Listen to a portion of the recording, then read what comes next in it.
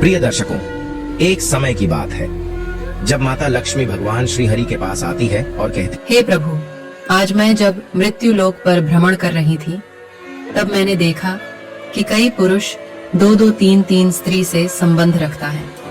हे प्रभु, क्या 2-2, 3-3 स्त्री से संबंध रखना पाप नहीं है? क्या है इसके पीछे की कहानी? हे जगत के पालनहार, परमेश्वर कृपा करे और मेरी जिज्ञासा को शांत करे। मित्रों, तब भगवान श्री हरि विष्णु कहते हैं, हे लक्ष्मी, आज आपने जो प्रश्न किए हैं वह समस्त मानव जाति के कल्याण हेतु अत्यंत महत्वपूर्ण है।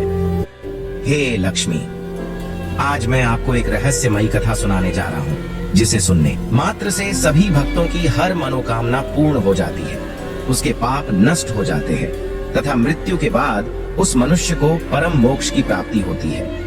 हे देवी लक्ष्मी, मेरा आपसे निवेदन है कि आप इस कथा को पूरा ध्यान से सुनें और मानव जाति के कल्याण हेतु इसका प्रसार करें। तब माता लक्ष्मी कहती है, हे प्रभु, आपकी कथा का श्रवण करना मेरा और समस्त मानव जाति का सौभाग्य है। कृपा करें और आप इस पवित्र कथा को कहें। मित्रों, भगवान श्री हरि कहते हैं, हे लक्ष्मी, आते हैं। प्राचीन काल की बात है, मध्य देश में एक अत्यंत शोभायमान नगरी थी। उस नगरी के एक अत्यंत गुणवान, बलवान और रूपवान राजा थे, जिनका नाम था धर्मपाल। महाराज धर्मपाल एक न्यायप्रिय राजा थे। उनकी प्रजा उनके न्याय से अत्यंत संतुष्ट रहा करती थी। राजा भी अपनी प्रजा का अच्छी तरह से देखभाल करते हैं, प्रजा का सभी जरूरतों का अच्छी तरह से ध्यान रखते थे। महाराज की सुकन्या नाम की पत्नी थी, जो अत्यंत सुंदर, गुणवान, चरित्रवान और पतिव्रता नारी थी। महाराज धर्मपाल और रानी सुकन्या बहुत ही दयालु स्वभाव के थे। वे हर प्रकार के यज्ञ, दान, धर्म तथा अनुष्ठान किया करते थे। उनके साम्राज्य में सब कुछ था, किंतु केवल एक कारण से महाराज, महारानी और प्रजा दुखी रहते थे। महाराज को कोई संतान नहीं थी, जिससे महाराज दुखी और चिंता में रहते थे। प्रजा को भी महाराज की ऐसी दशा देखी नहीं जा रही थी। कितने ही प्रयास करने पर भी महाराज को कोई संतान नहीं हो रही थी। महाराज ने अनेक वैद्य बुलाए, अनेक पुत्र प्राप्ति के उपाय किए, दान धर्म किया, व्रत किए, किंतु उन्हें किसी भी उपाय से संतुष्टि नहीं मिली। फिर एक दिन प्रजाजन महाराज के पास आते हैं और कहते हैं, हे महाराज, आप पुत्र प्राप्ति के लिए दूसरा विवाह करें। किंतु महाराज अपनी प्रजा की बात से सहमत नहीं होते हैं। महाराज रानी सुकन्या से बहुत प्रेम करते थे, इसीलिए वे अपनी पत्नी का दिल नहीं दुखाना चाहते थे। तथा महाराज शास्त्रों का भी ज्ञान रखते थे कि एक पुरुष को केवल एक ही स्त्री के प्रति एक निष्ठ रहना चाहिए। एक पत्नी के होते हुए कभी दूसरी स्त्री के पास नहीं जाना चाहिए। जिस प्रकार से एक मादा पशु के साथ 2 नर पशु नहीं रह सकते, ठीक उसी प्रकार से एक पुरुष के साथ 2 स्त्रियां कभी सुखी नहीं रह सकती। जो पुरुष एक पत्नी होते हुए भी दूसरी स्त्री से संबंध रखता है, वह घोर पाप करता है और नरक में ही गिरता है। इसी कारण से महाराज दूसरा विवाह नहीं करना चाहते थे। फिर प्रजाजन महारानी के पास जाकर उनसे आग्रह करते हैं कि वे महाराज को दूसरा विवाह करने के लिए मनाएं। तब रानी सुकन्या भी प्रजा के दुख समझती है और महाराज के पास आकर कहने लगती है, हे स्वामी, आप कृपया दूसरा विवाह कर लीजिए। हमारे राज्य को भविष्य में एक राजा की आवश्यकता पड़ सकती है। फिर महाराज रानी को भी मना करते हैं और कहते हैं, हे प्रिय, यदि मैं दूसरा विवाह भी कर लूंगा तो मैं पाप का भागी बन जाऊंगा, मुझे नरक में ही जाना पड़ेगा। और तुम बताओ, क्या तुम मेरे दूसरे विवाह से खुश रह पाओगी? तब रानी कहती है, हे स्वामी, आपकी खुशी में ही मेरी खुशी है। मैं मेरी सौतन को अपनी बहन मानकर प्यार दूंगी। कृपया आप संकोच ना करें, मुझे इससे क्षण मात्र भी दुख नहीं होगा। मैं आपको विवाह के लिए सहमति देती हूँ। तब महाराज कहते हैं, हे देवी, किंतु मुझे उस पाप से कौन बचाएगा जो एक स्त्री के होते हुए भी दूसरी स्त्री के साथ संबंध रखने से मिलता है। इस पाप से कोई मुक्ति नहीं है। मैं ऐसा घोर अनर्थ नहीं करना चाहता। उधर स्वर्ग लोक से महाराज के सभी पूर्वज इस घटनाक्रम को देख रहे होते हैं। वे अपने पुत्र के ऐसे व्यवहार से अत्यंत दुखी हो जाते हैं। यदि महाराज को पुत्र नहीं होगा तो कुल का विनाश हो जाएगा।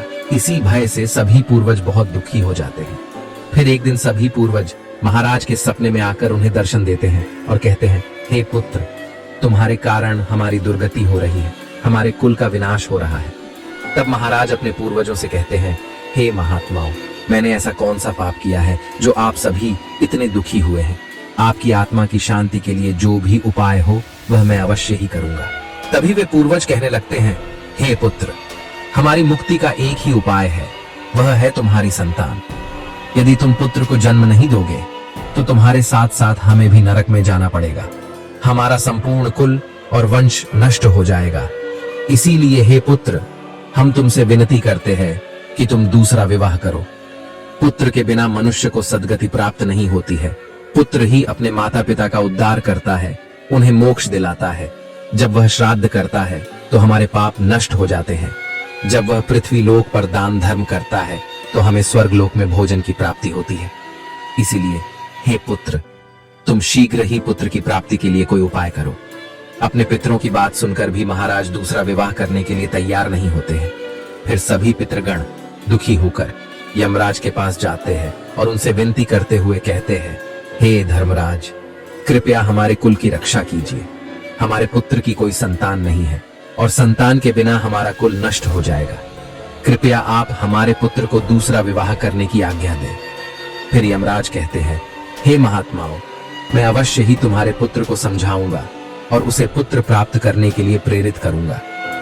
ऐसा कहकर यमराज पृथ्वी लोक पर आते हैं और एक साधु का रूप धारण करके महाराज धर्मपाल के दरबार में जाते हैं।